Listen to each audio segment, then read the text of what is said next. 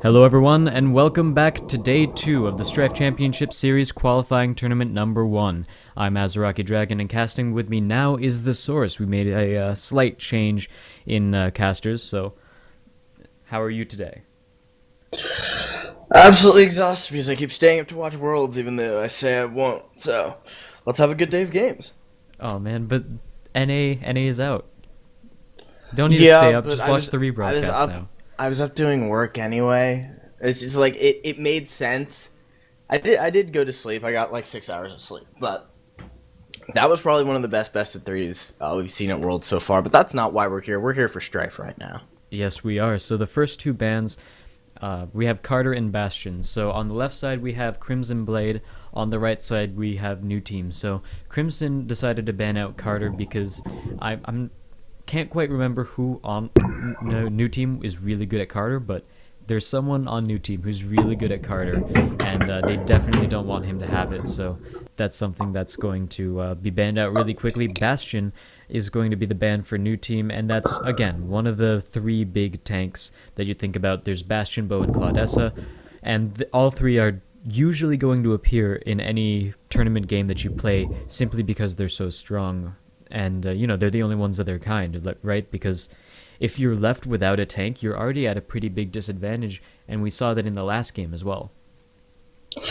Yeah. I mean, until Nikolai enters the fray, and that's going to change a lot of things, as people have been very evident about how his kit works and his pretty much a chain CC. Right now, you've got Bastion, you've got Bow and Claudessa. All three are the main scaling tanks. Now, you can run Shank as a tank, but he's a little bit more down to the enemy team being willing to fight you in a small area. Shank can chase, and Shank has a bit of a slow, and he's just hook. But none of those are really good mechanics for keeping you there. Dragon's Reach from Claudessa is going to let Crimson Blade hook people back in. Bow's combination with Rocket Boots, his stun, and his ultimate, that lets him lock down and control a lot of targets. That was Bow. Bastion has his stun, which is a pretty successful dive, and he's also a pretty good aura menace. Right now, those are really your only options, and once you go past that, you have to shift over to a support, which is what New Team is doing. They're picking up Rook and Trixie to go along with their Bow and Ray. Yeah, Rook Trixie is a pretty good pickup for their team. It gives them the AD carry that they want, and it also gives them some poke/support. Trixie has got quite a bit of utility. She's got a lot of pushing and long-range poke. So that's going to be something that helps round out their comp. Now they have a tank, they have a full-on mage, they have a sort of supporty poke utility mage out of Trixie, and they have their AD carries. So that also opens up their last pick. So at this point, Crimson Blade doesn't really know what New Team's last pick is going to be. It could be something that is tanky, could be or like the Shank, or it could be something that's utility like Vex or Tinder. Could be someone that just has more damage like Blazer. There's no real thing that they're missing. They have their initiate, they have lockdown, they have magic damage, they have AD, they have tank. So Yeah, they have a lot of balance. They could go for an assassin. They could go for more utility. They could even go double AD carry, pick up the Featherstone, take that away. yeah, that's a possibility. So right now it's Crimson Blade's picks, and again, they don't have enough information as to what New Team's going to pick next to really take away one of what New Team wants to pick. Say if New Team picked Trixie and then say let's just throw something out there, Caprice, then we would know that New Team wants to pick up their AD carry afterwards. So that would leave New Team, they could say, all right, let's take Rook away now, and we'll leave them with only one choice in AD carry, or two choices in just one choice in AD carry. So that's something that would have been a possibility, but New Team's actually doing pretty well in their picks and bans to not allow for that. And they're going to go with Harrower, so Harrower is going to be bot lane, Bow and Ray mid, Rook and Trixie top. Pretty standard all across the board. We've seen all of these lanes earlier in the tournament, I believe. Not today, but yesterday. So that's something that's pretty strong for their team. I'm just going to go ahead and give everyone the ready up. All right. While we talk about the Crimson Blade picks. Yep. So they went with Malady and Hale. Again, pretty even. Both compositions have sort of a bruiser in Hale and Harrower, a support in Tinder and Trixie, an AD carry in Vermilion and Rook, a mage in Malady Ray, and a tank in Bo Claudessa. So both compositions are actually pretty even across the board. Now, Crimson Blades comp, a little bit more on the pick side. They've got a pretty good team fight. Claudessa can get in the middle of a fight. The Tinder plant can go down. That allows them to have some siege too. But they also have the initiation out of hell, but they've got a lot of good pick potential in the Malady Tinder. They had good team fight in Claudessa, Vermilion, Hail. So that's a pretty balanced composition for Crimson Blade. It is, and if I have to say, I would say the late game goes over to New Team simply because Rook has amazing late game, Harrower has really good late game as well. Those two picks really round out their late game, whereas New Team's late game is going to be more about rotations and getting picks. Crimson Blade's late game is going to be about rotating and getting picks. If Malady can catch someone out of position on the rotate, that is an instant kill late game. If she catches the right person like Ray or Trixie, maybe Rook, depends on how fast whoever's playing Rook can react, and maybe use hide and seek to mitigate a lot of that burst. So that's a possibility there as well. So I think I'd give the late game to New Team. In terms of laning phase, we have Bo Ray in the mid lane versus Warwitz, or New Team. It looks like, Crimson Blade. It looks like Crimson Blade is going to take, who are they going mid? They could be going Claudessa Malady mid. Yeah, that would make sense. Claudessa Malady mid versus Bo and Ray. So Bo and Ray have, actually both of these teams have really good pushing. They also have pretty good roam as well, so I can't really give an advantage to either team in the mid lane. Top lane is Vermilion Tinder versus Rook Trixie. Again, not really too big of a clear winner in that lane. Yeah, a couple more seconds, guys. We're waiting on one of the teams to finish readying up. Clearly, somebody had to take an immediate bathroom break. That is always my assumption, that someone just couldn't hold it. It has the possibility of being like a 50-minute game. I think during the test tournament 1, we saw a game that lasted, 53 minutes? Yeah, we did have a couple of really long events, but we are going to be getting into the game momentarily. We'll be hitting the pick screen in just a few minutes. So, we've seen New Team play pretty well in the test tournament. They were one of the better teams. They made the finals both times, won once, lost once. Crimson Blade we saw play in that last game, but we haven't, they didn't participate in any of our other events. I haven't seen them play all that much. Who do you think has this match? Are you going to give it to New Team just because, that's the team we have more experience with, or do you think Crimson Blade, after their performance last match, is a good shot? I would say I would give the game to New Team. Crimson Blade, however, has 2 players who are not on their original roster here. I think they're either subs or ringers, but so that's something that might hurt their shot calling a little bit, might hurt their communication. And as you said, New Team, they've won one of our test tournaments that we ran over the past couple weeks. So we have a good deal of experience watching them play. The test tournaments did not have any SPL teams in it, but still, winning that, they actually managed to beat Papa Please, who made it so far. They made it to the end of the bracket, and they lost out against Flipside Tactics in the winners bracket semis, so they haven't yet qualified.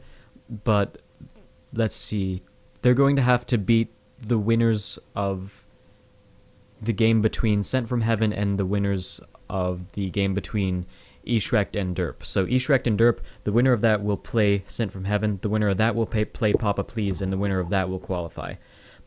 If we look at our side of the bracket, we have Crimson Blade versus New Team. The winner of this, which is the game we're watching, the winner of this will face Kaizen.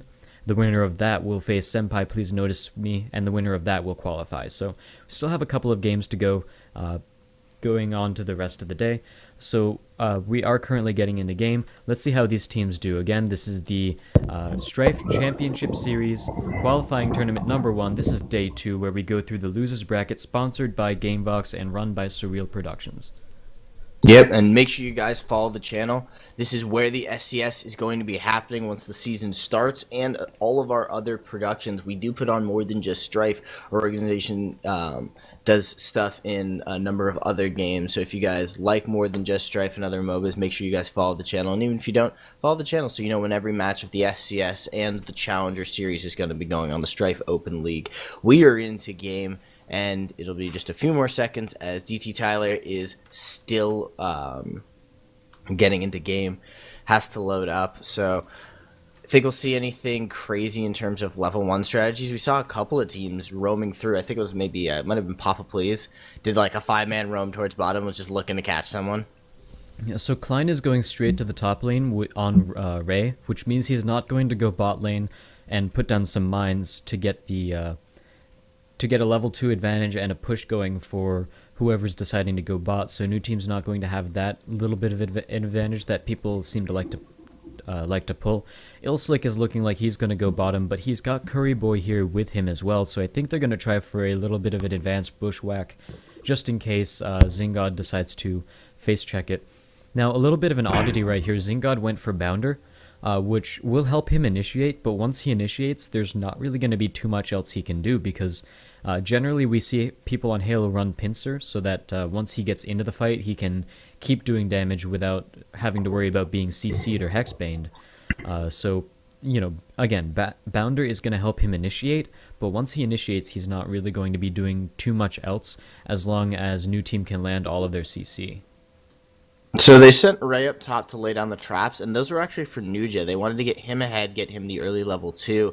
Trixie's rotated back up to the top lane, and you were right, it looks like they were going for a bushwhack, but the Ray mines got aggroed and got killed, so no play there. They're not going to be able to get that early level, and that's a really powerful thing in, you know, in Strife, I think more so than in other MOBAs. Yes, level 2 matters. You know, the level 2 engagement of League of Legends levels matter a lot. But in Strife, because the burst is so insanely high in this game on a lot of characters, I think that that level 2 has so much more value because levels just seem to mean more in this game. The scaling is a lot harder, at least on base damages.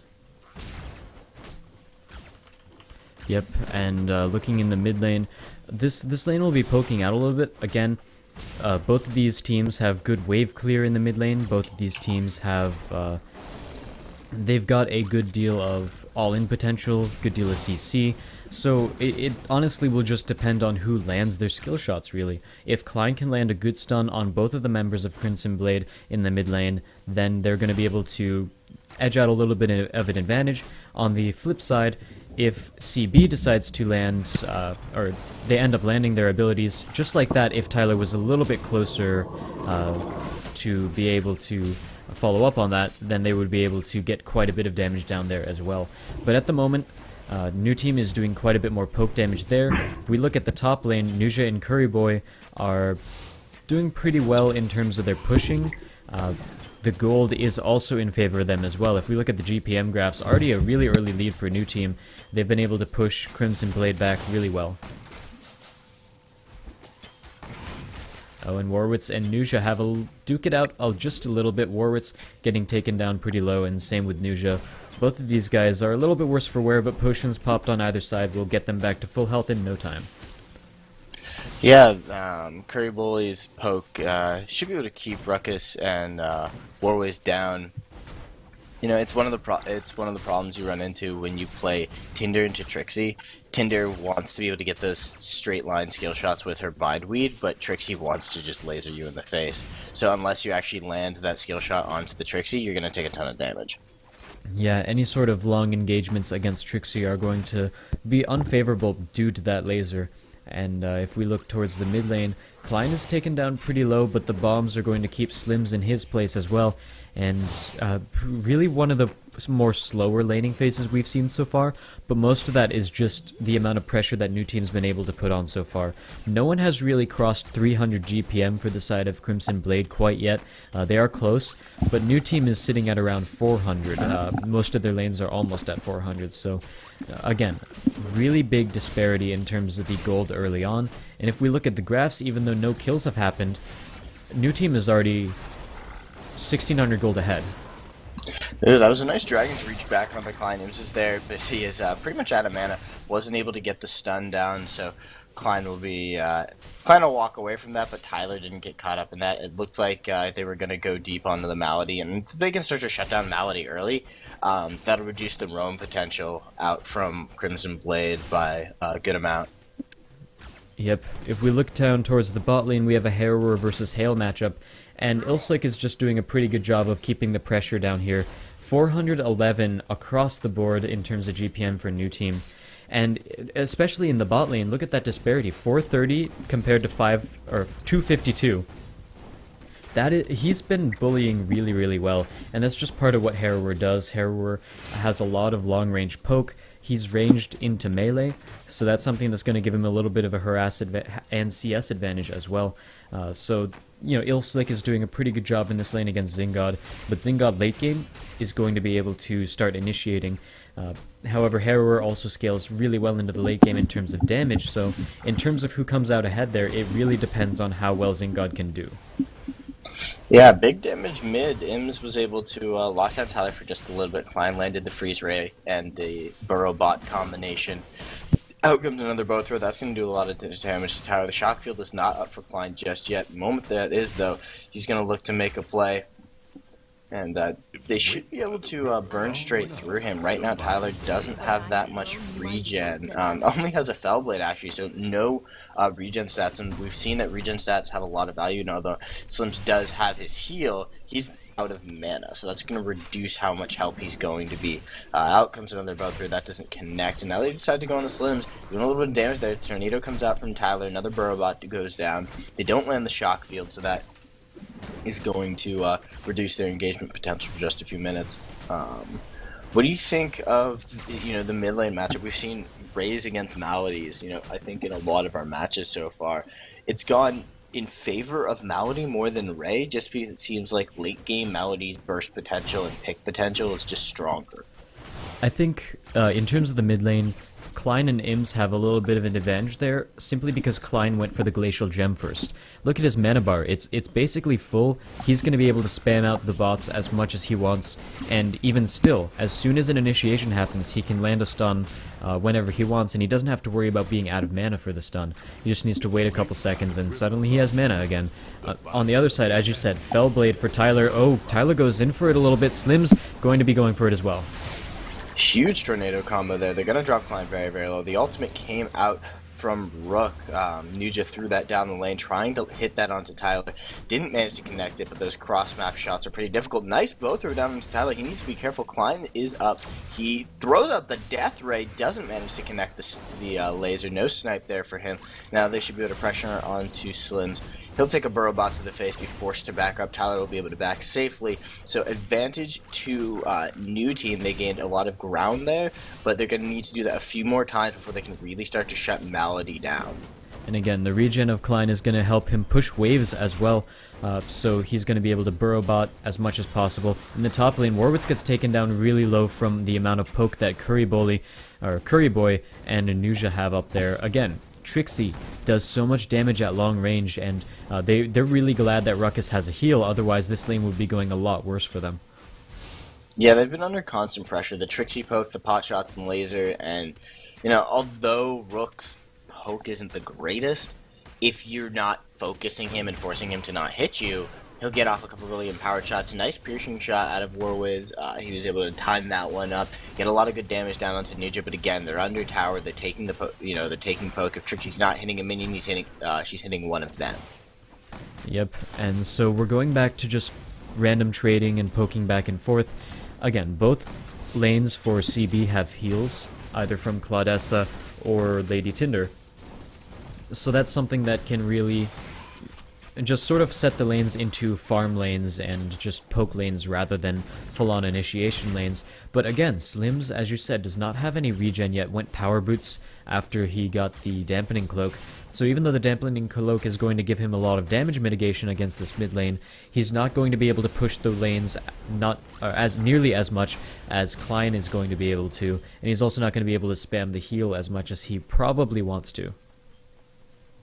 Yeah, You know, Claudessa Heal, I think, has a pretty high mana cost overall. At least if you don't build a ton of regen. Now Slim's taking a good bit of damage there, and he's going to get knocked up, and sits in the Tornado for a really long time. That Whirlpool Tornado did a lot of damage to him there. Yeah, right now Bo isn't too tanky, and they haven't been able to connect any of the plays they've wanted to make. So until they do that, I think Tyler would be okay. Imps keeps trying to engage and instantly gets a tornado to the face, so they have to cut their angles better. But Klein is going to get knocked back by that Dragon Tree. Jeff goes to the tornado. Down he goes. Nice burst combination there by Tyler. Imps taking a lot of damage now. They should be able to slow him down. He is going to dash away. Does have his rocket boots, or was that his ultimate? No, that was his. No, that was just his dash. Yeah, that was just his dash. And meanwhile, bot lane already, tower taken down by Ilslick. Very good job, and a lot of pressure that he's already putting down in the bot lane. Really, really good job by him. And if we look once again at the gold per minute, he's got 480 compared to Zingod's 284. That is a huge, huge difference. And if we look at the gold graphs, there's only been one kill across the board and one tower across the board, but it's already nearing 5,000 gold in advantage for New Team. They're slowly choking out this game, and as soon as the time comes for mid-game huge teamfights... damage in top lane. Nuja is going to be able to hide and seek, but eats the ultimate from Warwiz to the face. That stunned him out, that rocket.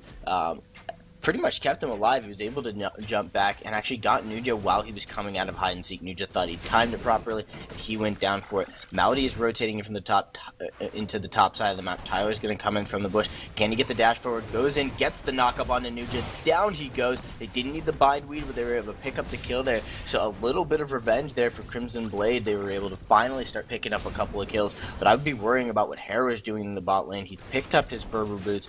He's got a good amount of attack speed there, and attack speed is what you really need to bring down towers. If you're going to play a pushing strat, attack speed has more value than power does. Yeah, and really one of the big things here that he wants to do is push down towers. Rook ult goes out, goes down the mid lane, does not hit Slims. The snipe is not real in this case, and no one's going to go down in the mid lane. Ilslick is still putting on the pressure to Zingod. As we know, they have a huge disparity in terms of the amount of gold per minute that they're getting. And we can see that in their items too. As you said, already Golden Protector available for Ilslick, but they're going for a gank. Though. Zingod gonna try and get the slowdown. Thank God he had that bounder, but it wasn't enough. Ilslick was able to get out of there the movement speed bonus, and now he's decided to turn on the Slims. Feels confident Slims is gonna pop his ultimate. Ilslick again gonna dash away, but eats a Dragon's Reach. That may be trouble, and Zingod has followed up a little bit more damage, and they'll be able to pick it up. And Zingod fast. Ilslick is able to get himself out of trouble. Meanwhile, in the middle lane, a lot of damage down onto Tyler. They wanted to go all in for him. The ultimate from Ray is still up, so if he can line up the snipe, he should be able to take it. He's gonna back up, looks to be able to regen a little bit of mana, and up in the top lane, the tower goes out. Nuja going deep onto Warwiz, a little bit more damage, picks up the kill. Tower and a kill for Nuja. That's advantage New Team, but Claudessa is rotating in onto the backside of Klein.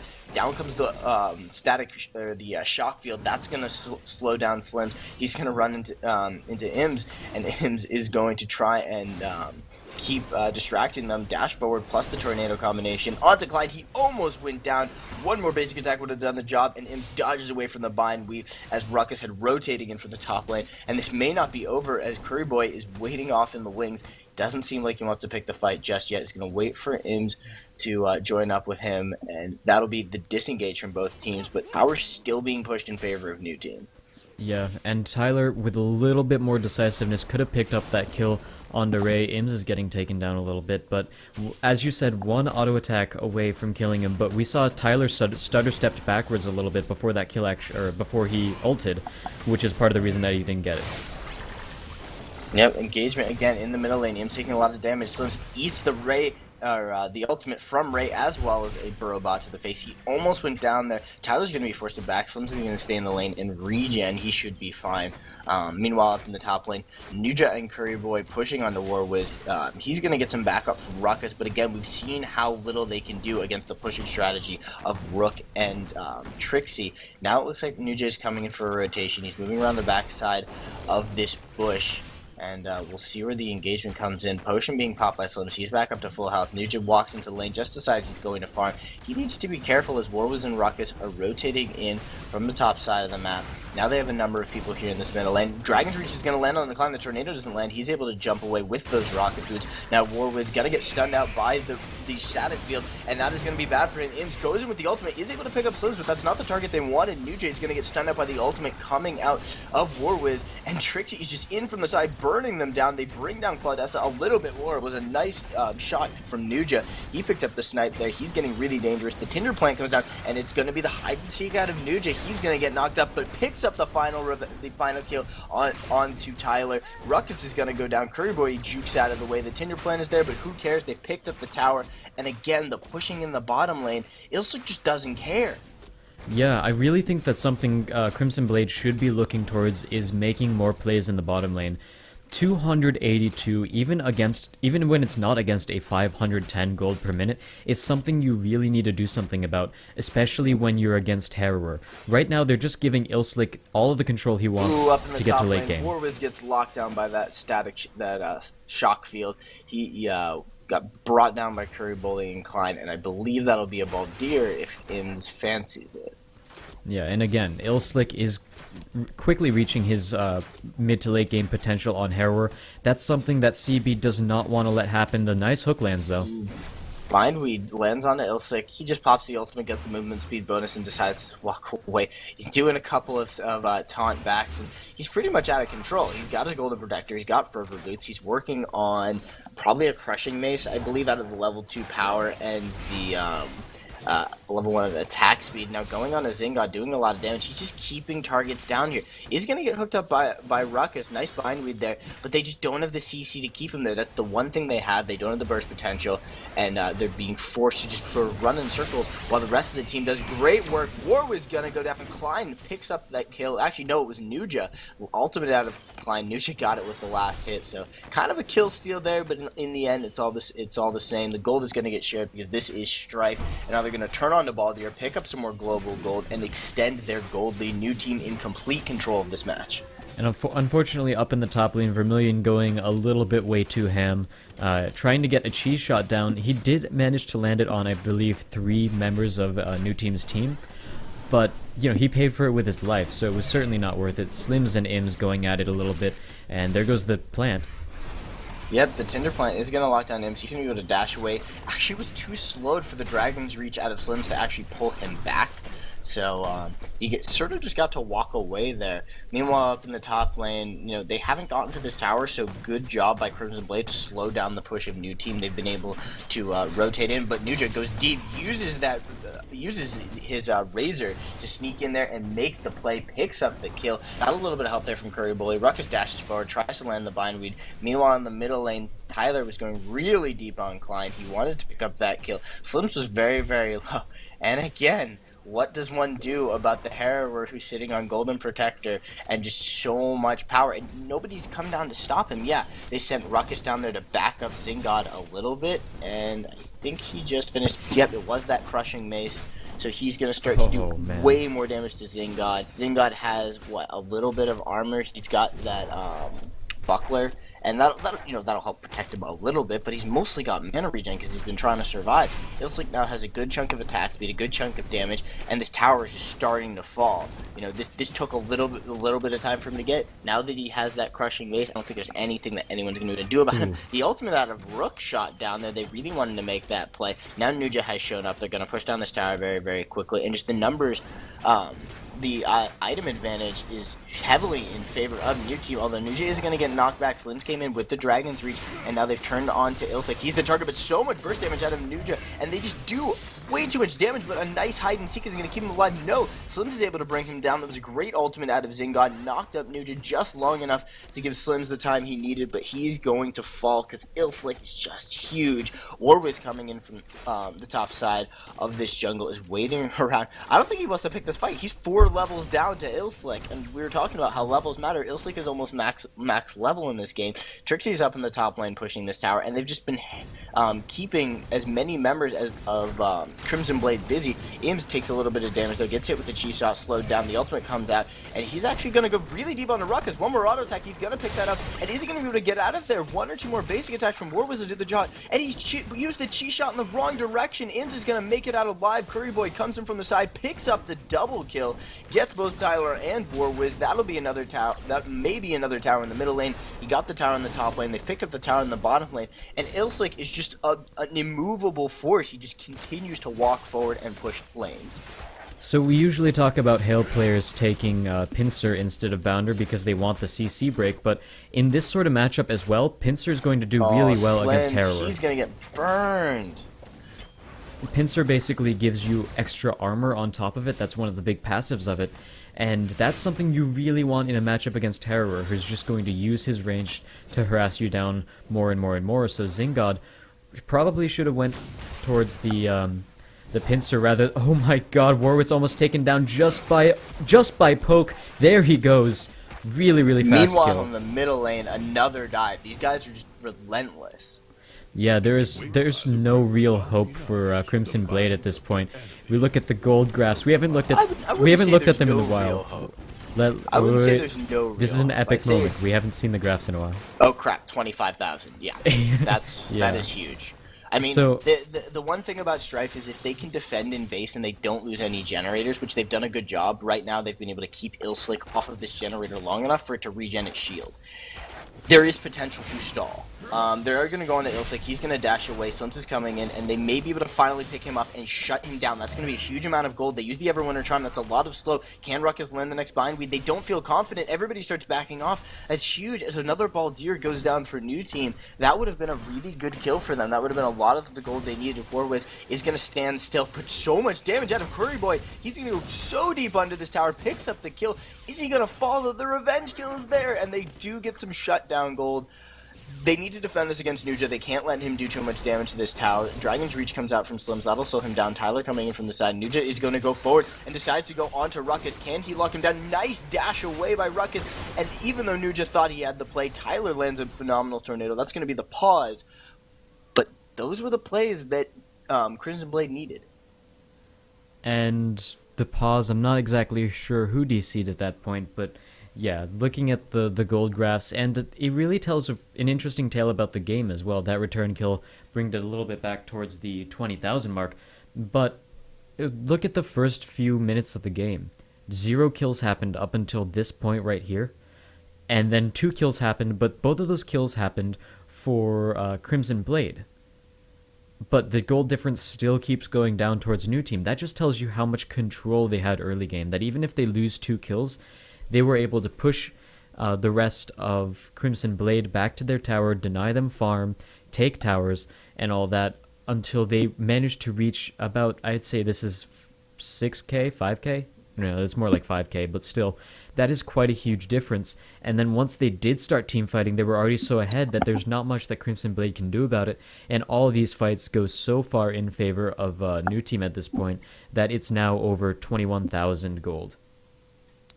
Yeah, I'd say that it has to be a Sindara play. They catch them out at Sindara, they kill them. There's potential there to make the turnaround. Maybe too deep a dive, nobody focuses the generator because they think they can pick up the kill. Generator takes no damage, and Crimson Blade pick up, an ace. Those are really where they're gonna need, where they will be able to do things. Now they can need to continue making picks, but they need to defend properly. If they never leave. If they never lose a generator, they still have the potential to stay in the game. Once one of those generators goes down, that's, it's not as much as the gold lead is going to spike too much more, as the gold lead is pretty heavy, as much as the base will be open.